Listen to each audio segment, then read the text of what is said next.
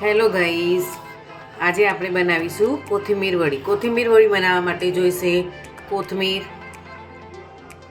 ચોખાનો લોટ, સોજી, ચણાનો લોટ અને થોડા ક્રન્ચીનેસ માટે આપણે એમાં એડ કરીશું સફેદ તલ અને બીજા રૂટીન મસાલા, મીઠું, મરચું ને જે છે. ચાલો હવે આપણે કોથમીર વડી બનાવવાનું સ્ટાર્ટ કરીએ. સૌ પ્રથમ આપણે કોથમીર મેં સમારી અને એને કમ્પ્લીટ ધોઈ દીધી છે અને એને મેં પૂરી પણ કરી દીધી છે. જો અહીંયા કોથમીર વડી બનાવીએ છીએ એટલે એમાં કોથમીરની માત્રા થોડી વધુ હોય છે. હવે એમાં એડ કરીશું આપણે ચણાનો લોટ, પછી એડ કરીશું એમાં ચોખાનો લોટ અને પછી એમાં એડ કરીશું સોજી. જો સોજી ના હોય તો તમે એની સ્કીપ પણ કરી શકો છો, એવું જરૂરી નથી કે સોજી હોવી જ જોઈએ. એમાં એડ કરીશું સફેદ તલ. હવે આમાં એડ કરવા હોય તો લીલા મરચાં, લસણની પેસ્ટ તમે એડ કરી શકો છો. મેં અહીંયા એડ કરી નથી. તમારે જો ખાતા હોય લીલા મરચાં અને લસણ તો તમે એમાં એડ કરી શકો છો. હવે એડ કરીશું સ્વાદ પ્રમાણે મીઠું.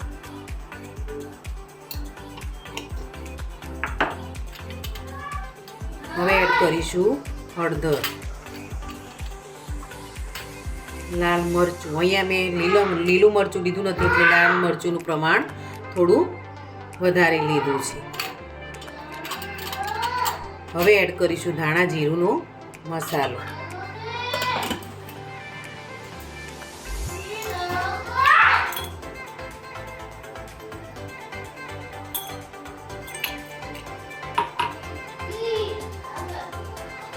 અહીંયા એડ કરીશું પિંચ જેટલો ગરમ મસાલો.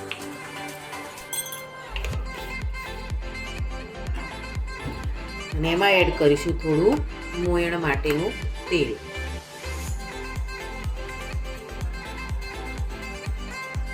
બે ચમચી જેટલું જ, વધુ નહીં. હવે આને આપણે લોટ બાંધી દઈશું. જોઈ શકો છો ગાઈસ કે આ રીતનો થોડો હજી ઢીલો લોટ કરી અને બાંધી દેવાનો. હવે આ જગ્યાએ તમારે સહેજ મીઠુંનો બરાબર છે કે નહીં એટલે ટેસ્ટ કરી લેવાનો. કોઈ વધતા ઓછું તો તમે એમાં એડ કરી શકો છો.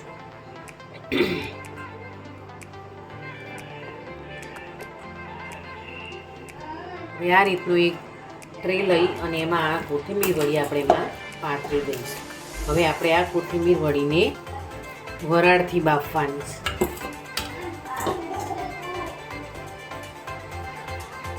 નીચે મેં ગ્રીસ કર્યું છે તેલથી અને પછી આને મેં પાથરી દીધું.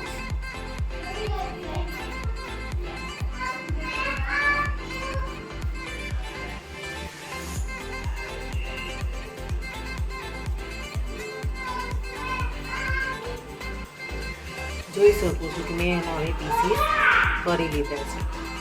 હવે આપણે એને તેલ મૂકીને એને ફ્રાય કરી દઈશું. જો આ રીતના મેં પીસીસ કરી લીધા છે. બધા પીસીસ એ રીતે કરી લીધા છે. હવે આપણે તેલ ગરમ મૂકીને આ કોથમીર વડીને તળી લઈ. જોઈ શકો છો ગાઈસ કે આપણું હવે તેલ ગરમ થઈ ગયું છે. હવે કોથમીર વડી એમાં એડ કરીશું ને આપણે એને તળી લઈશું.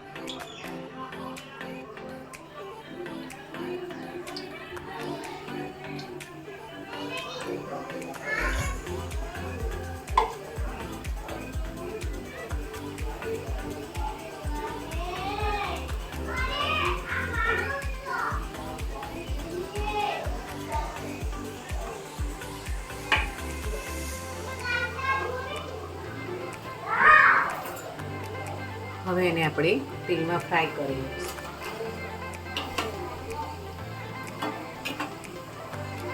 જોઈ શકો છો ગાઈસ કે હવે કોથમીર વડી તૈયાર થઈ ગઈ છે. કેવી સરસ મજાની અને ક્રિસ્પી પણ થઈ ગઈ છે. સરસ, તમે પણ ટ્રાય કરજો.